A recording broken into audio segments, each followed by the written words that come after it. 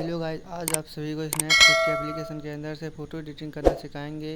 एंड तक देखना है गाइस पूरा वीडियो। ऐसी फ़ोटो एडिटिंग करना आप सभी को सिखाएंगे। चलते हैं गाइस, वीडियो को स्टार्ट कर लेते हैं। स्नैपसीड के अंदर शेयर कर लेना है गाइस आप सभी को।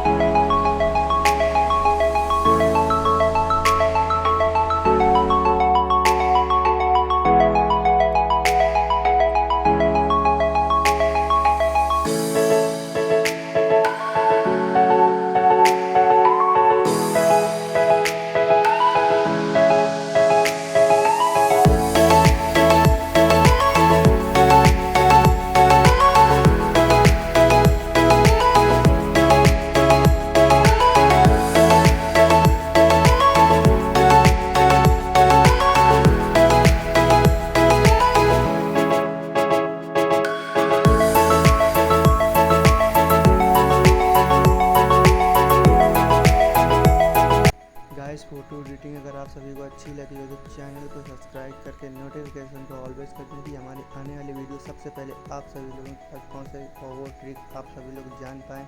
मिलते हैं गाइस नेक्स्ट वीडियो में।